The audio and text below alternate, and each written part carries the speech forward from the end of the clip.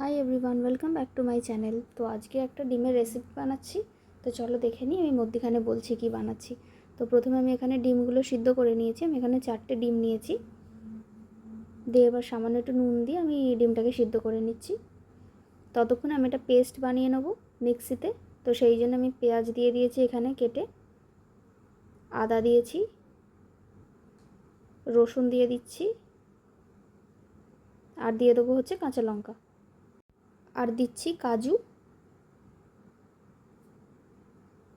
আর দিয়ে দিচ্ছি চারমগজ। এটা সবের একটা পেস্ট করে নিয়েছি। আর এখানে আমার ডিমটাও সিদ্ধ হয়ে গেছে। এরপর এই যে সেই পেস্টটা যেটা আমি বানিয়েছিলাম, এরপর আমি তেলটা গরম করে নিচ্ছি। তেল গরম করে এখানে আমি ডিমটা আগে কেটে নেব, মানে গায়ে একটু কাট লাগিয়ে নেব। দিয়ে এবার হলুদ গুঁড়ো আর লঙ্কা গুঁড়ো দিয়ে ভালো করে আমি আগে মাখিয়ে নেব ডিমের গায়ে।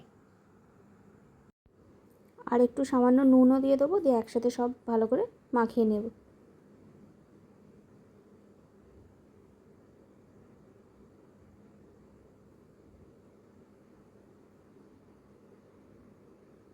এখানে আমার ভালো করে ডিম মাখানো হয়ে গেছে। এরপর আমি সেই তেলেই ডিমটা এপিট ওপিট একটু ভেজে নেবো ভালো করে।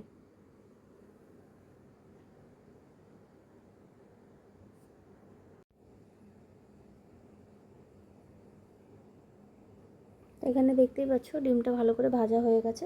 এবার আমি ডিমটা তুলে নিলাম। এবার আমি সেই তেলেই ফোড়ন দেব। ফোড়নগুলো আমি বলে দিচ্ছি। জিরে আছে, দারচিনি আছে, এলাচ, শুকনো লঙ্কা আর গোটা গোলমরিচ এটা আছে। এটা ফোড়ন দিয়ে নিচ্ছি।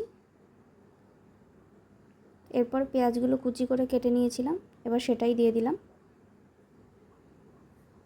দিয়ে পেঁয়াজগুলোকে একটু ভালো করে ভেজে নিতে হবে। আর যেহেতু ছোট ছোট কেটেছি তো তাড়াতাড়ি হয়ে যাবে।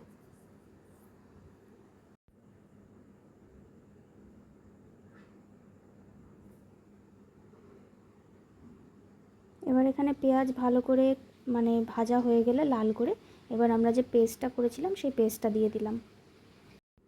পেস্টটা দিয়ে খুব ভালো করে আমরা মিশিয়ে নেব পেঁয়াজের সাথে, আর কষিয়ে নিতে হবে জিনিসটা। এবার এতেই সামান্য নুন দিয়ে দিলাম। দিয়ে যতক্ষণ না কাঁচা গন্ধটা যাচ্ছে, কারণ এখানে সব কিছুই আছে, কাজু আছে, চারমগজ আছে, পেঁয়াজ আছে, সব কিছুর একটা কাঁচা গন্ধ আছে, সেটা যতক্ষণ না যাচ্ছে ততক্ষণ আমাদের একটু কষিয়ে নিতে হবে। কষাতে কষাতে আমি দিয়ে দিয়েছিলাম ধনে আর জিরে গুঁড়ো। তো এবার এই মশলাগুলো দিয়ে একটু ভালো করে নাড়াচাড়া করে নিতে হবে।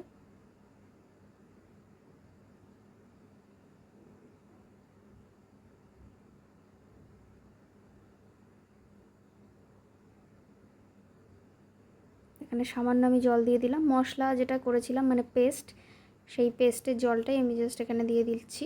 দিয়ে সেটা দিয়েই কষিয়ে নেব।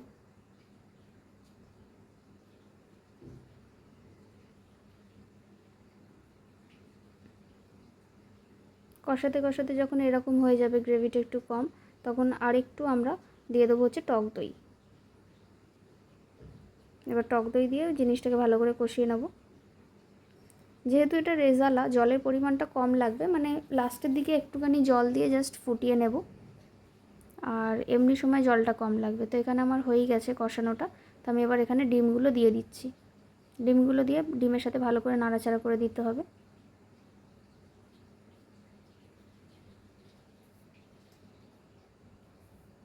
এই যে আমি বললাম শেষে আমি একটু জল দিয়ে বেশ কিছুক্ষণের জন্য ঢাকা দিয়ে দেবো। ঢাকা খুলে যখন জলটা অনেকটাই মানে কমে আসবে, মানে একটু গ্রেভি গ্রেভি হয়ে আসবে, তখন আমরা দিয়ে দিচ্ছি হচ্ছে গরম মশলা। এই গরম মশলাটা আমার কেনা, বাড়িতে তৈরি করা নয়। তোমাদের যদি বাড়িতে কোনো রকম গরম মশলা তৈরি করা থাকে তোমরা সেটাও ইউজ করতে পারো। তো এরমভাবে আমি ডিমের রেজালা বানিয়েছি। আর কারো যদি মনে হয় উপর থেকে একটু বেরেস্তা ভাজা দেবে সেটাও দিতে পারো, আমি এখানে দিইনি। তো এরমভাবে বাড়িতে রেসিপিটা ট্রাই করো। আর কমেন্টসে জানিও কিরম হয়েছে রেসিপিটা। আর ভিডিওটি যদি ভালো লাগে একটা লাইক, শেয়ার, সাবস্ক্রাইব করে দিও। Thanks for watching.